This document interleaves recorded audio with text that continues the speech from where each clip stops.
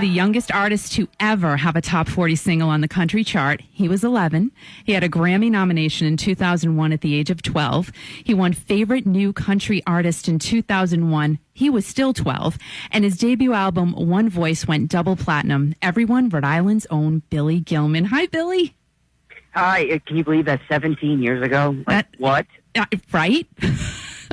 Does it seem like a flash? Gosh. Is it a flash to you? Spurts of it I can remember. Like, I can remember the performance at the American Music Awards when I won the award when I was 12, but I cannot remember winning the award. It's not there. Come on. Bits and pieces of it, yeah. It's weird. Well, that's crazy. But we all know that you were raised in Richmond. Yes, and you have your mom and dad, Fran and Bill. You have a brother, Colin. Now, tell us about, you sang at such a young age. I think you started at the age of 7. And how did your family nurture your talent at such a young age? They just let me be me. They nurtured it by letting me exist and letting me do what I needed to do. Of course, I'm sure within well reason. If they saw something a little off, I'm sure they would have done something different. But it all went really smooth. I had a great woman behind me that was like a second mother. At 7 years old, I met her. Her name's Angela, and she's still in my career 22 some odd years later. Wow. And, at 18 months old, they were filming me singing around the house. So, I mean, there was no other way, and I think they knew that very early on. And it was almost like an undeniable fact, like it's undeniable that you grow up. It's undeniable that a man's voice changes, and it's undeniable that my parents were to go through hell because I wanted to push them and for me to be a singer. Well, good thing you did. Yeah, I was a crazy kid. Looking back on it, I say I'm sorry quite often now. I know, it's funny how we do that. We look back and go, I'm really sorry. I really am. I can't believe it. What I say now is because technically, I could have a kid, 29 years old. I look at, my mother had me now, and I was like, what was that like? Like, what was I literally off the wall, rocker, crazy? And they're like, no, that apparently was us. But yeah, looking back on it, I go, it's amazing that you could balance it all so well, where I always felt normal, I always felt loved, I never felt tired or stressed. It always felt natural, and I think that was part of my family's brilliance, really. Yeah, that is truly awesome, and you can tell it totally adulthood because you seem so well balanced. I try. It's a crazy life, and but it's a good life. A lot goes with it. It's not just getting on the stage or recording that record. A lot goes with it, So it gets a little crazy, but that's when I turn it off and we have a cookout or we go out to dinner, or if I'm home, So yep, there you go. Yeah. Now you were discovered at 9. So tell us, did your family travel with you? Did your mom go with you? Your dad? How did that all work out? Well, when we really knew that things were amping up, and it was about to begin, like really seriously, like it's actually going to happen. I sat my parents down, and Angela and her husband had been with me for 4 years now. And I was at her house. She was before she was my manager, co-manager, she was my voice coach. So I was at her house 4 times a week. So, that was a relationship that was bonded very fast and very tight. And I sat my parents down and I said, I know this is a wacky thing, but I want you to have a meeting with Angela, see what she would think, if she felt comfortable taking someone's child on the road. And this is me thinking this. Wasn't Angela saying, okay, this has got to happen. This was me saying, I don't want you to leave my brother for me. Wow. Because he didn't choose it. He had no clue. Why would I, if I have to be tutored, well, that's what I want to do. This is my vision. Well, did your brother ever say anything to you about it? No. Nope. I just felt I'm very empathetic and really I didn't want him to be running around the globe just because I said so. How wacky is that to me? So I wanted them to stay home. And during the summer when I'd be on tour, such as, now, but as a minor, they'd come and Angela would leave and be able to be with her family, and they would come on the road for 4 months, from like June to September. So, yeah, that's how it worked.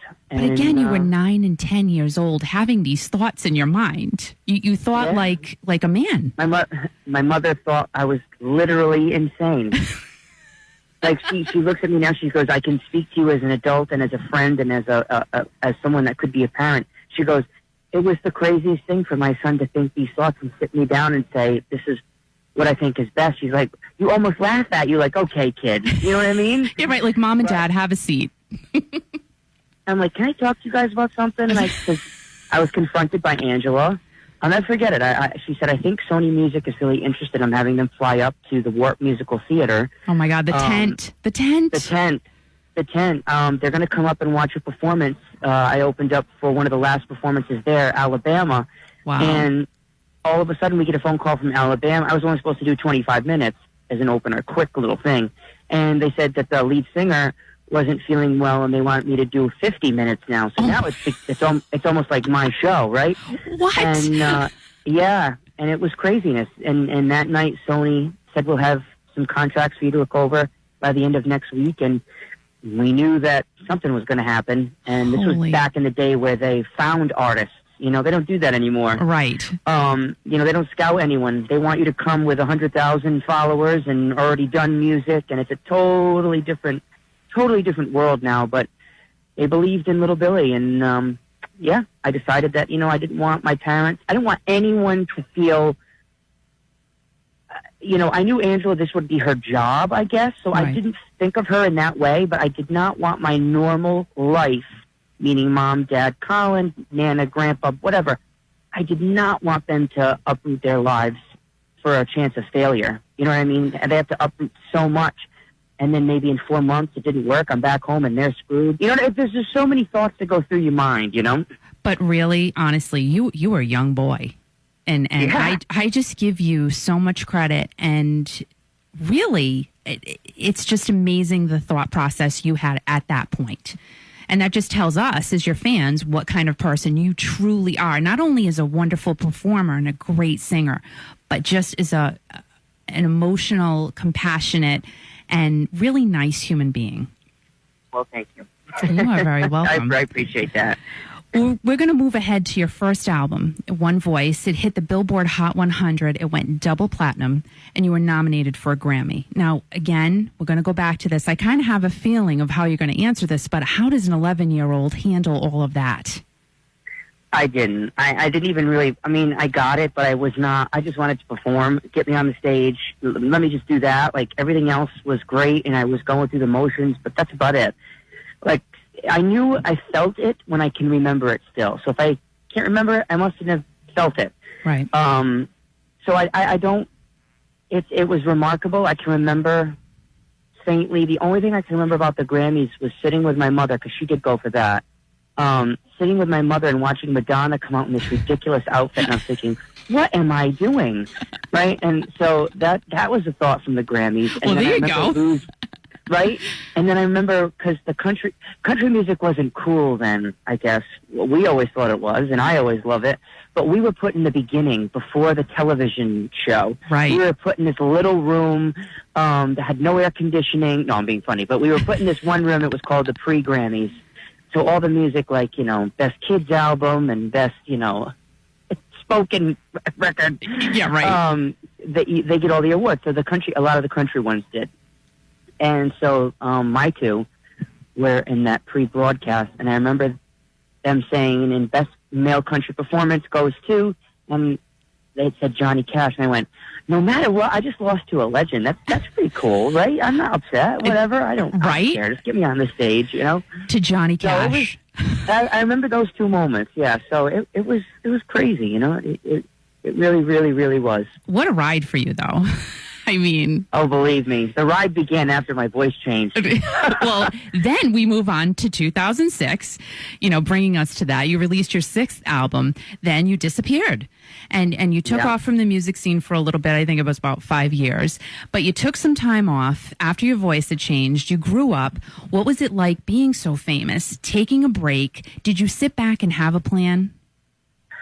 No, because I was still always busy. The time that I really took a break, I had to, because A, I was exhausted, and B, I was trying to deliberately sing the way I used to sing as a kid, loud, belting, high notes. I was still trying to think I could do that, doing all of these performances and records, and I almost damaged it and had to go on many, many months like Adele, like what she's going through. You sing out of your range and you think you can do it, and whatever reason, and I almost damaged it like she did, and I had to go on many months of vocal rest. And so that was a frightening thing. And my voice took a long time to change. For whatever reason, it was just late to the party. And it took 2 years for me to relearn it, for it to get its strength back. It just, I don't know, maybe coming out of such a whirlwind, they were tired anyway, whatever stars aligned that have it be. It was a tough go. And mentally it was really tough because my instrument was not there when I'm used to just belt out this high note, okay, bang. Right. You know, that was all, I could always rely, whether someone was being mean to me, whether someone was not being fair, whether someone was being great to me, no matter what, I could always rely, shut the world off, and I could just sing. Yeah. And it wasn't there. And, you know, it was like, almost maybe like a divorce, you know, that it shakes you to the core, I guess, kind of. That's the only, I think, feeling that I could resemble it to. Okay. So, yeah, it took a lot of years for that. But I was very, very busy. If I couldn't sing, I spoke. So I got involved for 10 years, quietly, but very, very busy. I raised $2 million aside Jerry Lewis as the youth chairman for the Muscular Dystrophy Association. That I was traveling all over almost every state in front of 15 to 20,000 kids and adults on, you know, what the MDA is, and thanking people with awards and speaking and presenting and doing award shows and hosting the telethon. So I was never really gone. I just wasn't in front of your face like that, I guess, if you will. And that was actually one of my questions. How did you get involved with the Muscular Dystrophy Association? Because you are heavily involved. You're their celebrity ambassador. Yeah, they asked. I had done a project.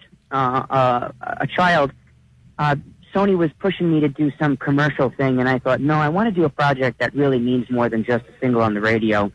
That sounds nuts to a record producer. But I think it's because you are who you are. Yeah.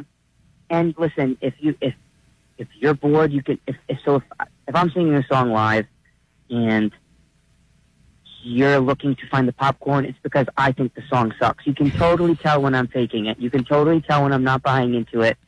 And I didn't want to do that. And so I was on Larry King one night, and this little boy, 12 years old, I was 13, 14 around then, he was a few years younger than I was, had just reached #1 on the New York Times bestseller list with his poems. And just so happened he had a very rare form of MDA. So his poems, I was sitting on the couch, and I looked over, and my father was actually sitting on the couch because it was one of the days that I was home. It wasn't touring. And he was crying, and I'm like, there's something here. Because they didn't really sound like poems. They sounded like lyrics. Okay. And so I had my team scout him out and find out what the deal is. And come to find out, when we proposed this project, his mother, the little boy's mother, Maddie's mom, said, you don't know how many artists, even bigger than you, have asked to do my son's poetry, but it had to be right, and we had to feel it, and whatever. So we did this record.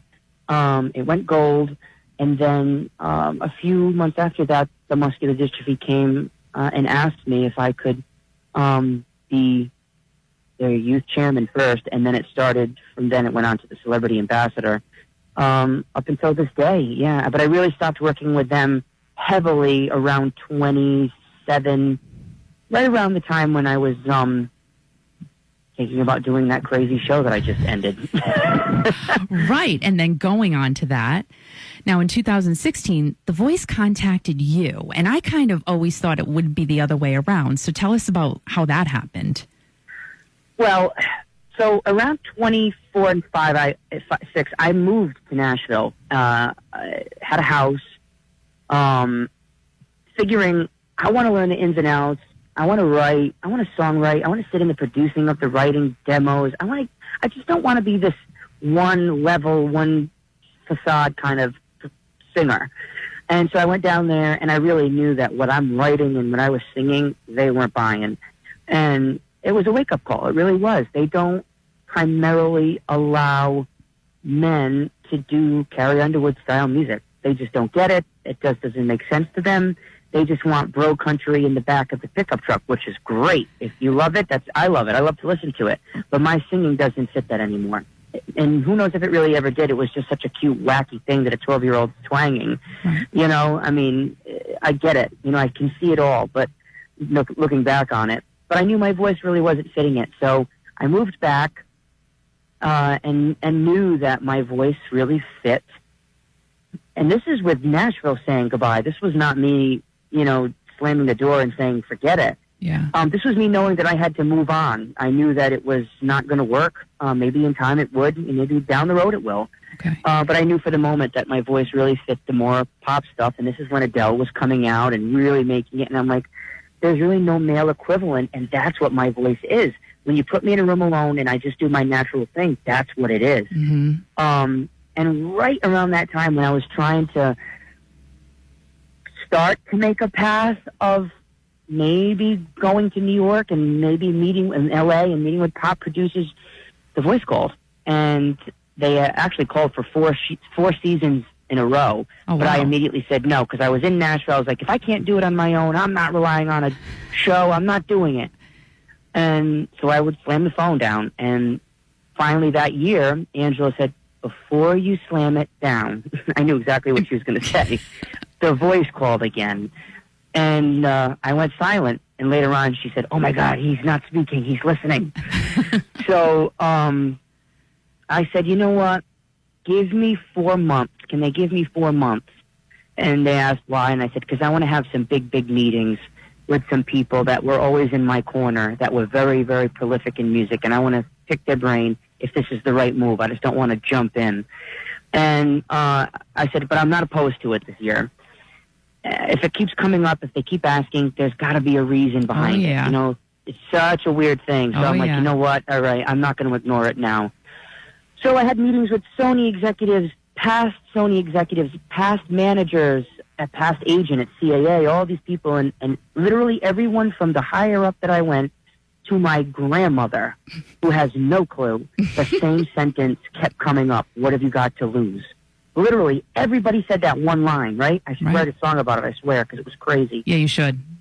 You need to. So I said to, and so I said to Angela, the one that really got it going, I said, you know what? If I'm going to do this, I'm not going to get on that stage and, you know, do All My Friends Say by Luke Bryan. I said, I got to be me, because it's got to be believable. Right. I've got to come from a place of 100% authenticity. Otherwise, they're not going to turn around. Yep. And so that's why I went with When We Were Young by Adele, and I was right. We stayed all the way to the end. Oh, boy, were you right. You were so right. And also, it's crazy. Well, now you're speaking about the tone of your voice. Now, in the first live show, you sang Queen's The Show Must Go On. And I honestly, listening to you sing it, listening to Freddie Mercury sing it, then listening to you sing it, you had that song down. I mean, honestly, I swear, every single note, you had it. So were you actually familiar? Were you familiar with Queen's music? Oh, yeah. Okay, so how did you prepare for that? That was one of the songs, right? So I I don't have it anymore. I've since then moved on and sold everything, but had a studio for 11 years, a little rehearsal kind of room, not a recording studio. And so I would sing, and when I would get ready for tour, I would rehearse. I rent rooms now, but I had one at that time, and I would just sing for hours and warm up and get my voice ready for a tour or a show or a TV thing or whatever. It was there. And I would just randomly sing songs, too, to warm up. And that was one of them. I mean, since I was 13 years old. Wow. It was so dramatic, but it spoke to me like no matter, people don't care. You know, you might be dying inside, but they don't care. You got to get up. You got to walk on that stage. You got to say, hey, how's everybody do? You know, the show must go on. For whatever reason, I always saw myself within those lines and in that lyric. And that was one of the very, very first songs I wrote down. Because you write lists down throughout your whole time on The Voice of what your dream songs would be, because they have to get clearance from the publishing to make sure that the song is allowed to be on TV. Okay. All of that. So that was the number 2 song, I think, that was consistently on my list. I knew that was one song that I needed and wanted to do if, in fact, I kept moving forward. Well, Billy, you had it. I honestly... I don't know about that, but shoes to fill. Absolutely. But you did it. You tore it up. You just did. And, going on the whole Queen thing and some older groups that you chose to represent on The Voice, you did For What It's Worth by Buffalo Springfield and Proud Mary by Creedence Clearwater Revival. Now, clearly, they were before your time. So how did you connect with that music, or are those groups you also listen to? Those I don't on the regular. I love the songs, but I don't on the regular. But I was always taught from Angela and from my grandmother, Woodmansey, who was very legendary in Richmond. I don't know if you're familiar with Richmond, but they owned Woodmansey Oil. Oh, yes. Yeah, and so she, for whatever reason, being an oil woman's wife and a business lady, she knew that, for whatever reason, I always needed to bring in older songs to appeal to not just children and not just the young crowd, bring them in and make them familiar with what came before. So we'd pick out songs, and I had no idea. And that's why I did Crying, because that was one of the very, very first songs. She said, you know what, I think you could make this new again. And so I did Roy Orbison's Crying on the Voice, too. And this is years ago that she was telling me this. I mean, 13, 14 years ago. Wow. So I love knowing that music needs to go back to that. And not to say we don't have great music now. Some of the stuff that's coming out is really, really great. And it gives me hope. And like Adele with not too many auto-tuning. And there's a lot of great singing that's going on. And, there's Carrie Underwood and Martina's still doing well. And all these great singers. And so I know that music is great, but I always want to bring it back to what was and what came before. I think it deserves respect. And if it works for that moment, then I'm doing it, And you've done a great job doing it, and we want to see you keep doing it. Now, you came in second on The Voice. Tell us why that has been a blessing to you. For many reasons. But the main reason, I can't believe, of all the interviews I've done, I can't believe I haven't been scouted for a lawsuit because of my true opinion on it. But the contracts are not great, and I knew that I'd be stuck, and I didn't want to be stuck, and I didn't want them to put me in a bubble of what they think I should do. I know what I have to do, and if the audience kept me there for so long, then I know what I'm supposed to be doing. I mean, for instance, back when, meaning when I was like 10 and 11 years old, they would artist develop you, a record label, meaning they would try songs, they would give you this treatment, they would give you that genre to see where you could blossom, right? They don't do that anymore. They just don't. You have to have your music down, recorded. Fans need to be there, like I could be said. So how I really got through the whole Voice process with swallowing my pride was, this is a brilliant way to almost have an artist development deal in front of 14 million people every week.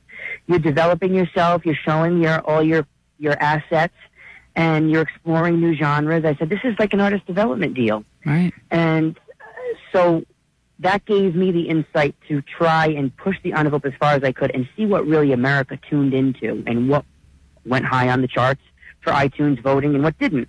And the stuff I'm working on now that hopefully will be released in a few months is exactly what they were in tune to. So I'm just happy that I had the freedom that the winner does not have. Nice. Second place is a big deal for me, and I'm very happy. I'm very happy that Sundance won. He deserved it. He's fantastic. But we were literally standing there, and we were like, son of a... We both didn't want it. Oh, gee. Seriously?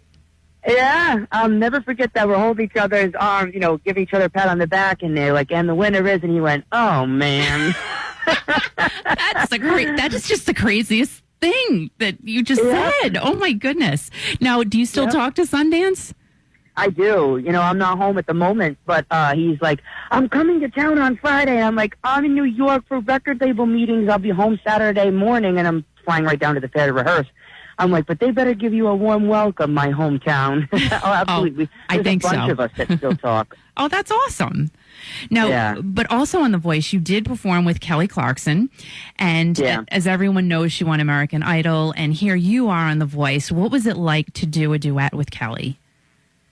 Oh, she is one of the most legendary, if you will, but current singers. Like, she can sing the phone book, and I love that. Give her an R&B song, give her an Eagles song, give her a Broadway song. I like people that can do all kinds, and she really is great. And I was very honored very honored that she said yes to doing that. I had no idea because they pick who your duet partner is. They put that all together. We don't know. Oh wow! And so yeah, I was very honored that she said it. I mean, when you think of how many hits she's had, like I was going through it, refreshing my brain. I'm like, oh my god, I didn't even realize that it was 25. You know what I mean? Right. I mean, because everything she did turned to gold. Everything. I'm telling you, everything. And yeah, it was really great. And so she didn't know what song, right? So here I am sitting. They told me 72 hours before the live taping. Oh my gosh. And so they're like, we don't know what song. She has a couple in mind. So then it rolls around, and mind you, this is the end. You know, there's no really more fight. You don't have to fight anymore. This is the finale. So I'm kind of like now coming off of 11 months of adrenaline, and I was so sick. Like, I just could barely get out 3 notes. I was at the doctor. I had just hit bottom with my energy. And I'm like, guys, I'm in the makeup chair, going to meet Kelly Clarkson in 2 hours, and I still don't know the song. Oh, my gosh. So they said, okay, she worked it out. We finally got it. And in 45 minutes, I had to learn that Hamilton Quiet Uptown song. So I really didn't do it the best that I could do it. Oh, it was amazing. It was amazing. I mean, 45 minutes, I was proud. The blend of your two voices, unreal. Can't even put words to that duet. It was so beautiful. So beautiful. And when you sang your finale, My Way, you choked up, just like Kelly did when she sang her finale. What was the emotion running through you at that moment? You had all the hard work, the ups and downs. What was it like then? I was just so scared to fail. And that was the very, very first time I ever stepped out and was vulnerable. Like, I always had a gimmick behind me or a something. I always had something to crutch myself with. And going on The Voice, it was just all my vision. Adam literally sat back and said, you're all right. I'm going to let you do what you want to do, I guess. I don't know. And I picked and chose the songs and everything. Like, it was my baby, this whole run. And he's like, this is the first time I've ever experienced this. I'm like, well, just shut up and let me do what I need to do. No. So I've never been so vulnerable in all my life. And it all just came to a head when he said at the end, during the rehearsals, he said, I have your finale song. And I said, what is it? He said, you have done everything you wanted to do. Now I'm insisting on one song. And he said, I want you to do My Way. And because you've clearly done it your way. And I'm like, oh boy. I said, I mean, we're going up against Frank Sinatra, the biggest artist of all time. I mean, one of the big top songs. I mean, this is big shoes to fill. I don't know. That's instant comparison. He's like, yeah, but you can do it. I said, well, can you give me an hour with the song to listen to it and dive in? And he's like, sure. So they broke the rehearsal for an hour, and I sat down in a corner and put it in my headphones, and then I went back to the rehearsal, and I said, okay, I have one request. And he's like, anything? What now? I said, I want to start the whole song off without music. He said, in front of 25 million people on a finale with the hopes of the orchestra following you correctly? I'm like, yep, we'll find a way. Wow. I need to do it a cappella because it will immediately be forgettable that anyone else did it for that moment. Jeez. No one will remember, no one will think anything but, oh my God, he's doing this song without music in the beginning. We had to make people forget the original singer. I didn't want to be compared because there's no comparison. That's Frank Sinatra. Right. Who am I? And it was scary. You know, I said, I think I need to start off in a shock value, but pure and talent-driven, not come out with, a half, with no clothes on or something. That kind of shock wasn't going to work. Well, it would have been up there with the sparkly jacket. I mean, Oh, well, that was the wardrobe, and I kept going, oh, yeah, do it up. Good, that's fine. Oh, God, it was quite the thing. The finale jacket, I said to Kim, the wardrobe lady, I said, now it's getting a little ridiculous. Thank God we're ending it now because God knows I look like Bob Barker from The Price is Right, the next show. Hey, you looked good, Billy. Let me tell you, you looked really good. So don't go all over the top. But. No worries. But I just got to say, kudos. They have to be sent to your family because you have been kissed with such a beautiful success. Yet you remain humble and thankful. I just have to say that to you because. Honestly, everything I've seen you do, you're just you're just humble, and you seem to be very, very grateful. Well, I mean, it could work to my disadvantage, you know. It could have all gone south and continue to have gone south, you know. So I have to be grateful that for whatever reason, and however, I was granted some kind of a second chance, if you will, you know. So I'm grateful for any opportunity because there is no other way. There's no other option. Right. This is what I'm supposed to be doing, and for whatever reason, I'm grateful that the door always creeps open where I see the possibility, nice. where it can begin again or start again or keep going. Because, you know, I don't understand swelled heads or anything. I mean, there are people better than Adele. There are people way better than me. There are people better than everybody. And, you know, be grateful to have the opportunity. You know, this world is crazy enough where cockiness, you know, that shouldn't even become a factor. And it does. You know, you see a lot of people with a lot less success act like, you know, they're whatever. But I know my parents and my family would kill me, so I think that's the battle. Yeah, that's probably something. Right there. Yeah, that's something to keep in the back of your mind. Now, what's next for you? You're talking about transitioning to pop. Is that in the future? Yes, the new songs are really, really, really killer. Very excited. Getting into the studio with Prince's former band and Prince's engineer. Oh my! Very exciting. What? Yeah, very, very, very crazily excited. Wow. And the band that's chosen, the studio band that he put together, worked for him as well. So it's definitely a different Billy Gilman, but the music really, really is strong. And it's exciting. You know, I got to pick them. I chose them, and it's very exciting. Nice, nice. Now, you're in shape. What kind of food are you looking forward to eating at the fair? Oh, my gosh. Well, my grandfather, Gus, he belonged to the Rotary Club, and they had the best strawberry shortcake there. Oh, thank you. Thank you. That's what I go for. I'm going tonight, and I'm going for the strawberry shortcake and a turkey leg. Thank you. Yep, so definitely the strawberry shortcake. I am a corn dog fan. It could be from a box. So if it's from a real fair, then I'm all for it. It's going to be bad. Hopefully I'll be able to roll out on the stage by the time I get to go on. Well, you have time because, you know, you're going to get there a little bit early and your show is at 9:00. And Billy, we look forward to and are very excited about seeing you at the Washington County Fair this Saturday. And we are we are so proud of you, and thank you. Oh, no, thank you.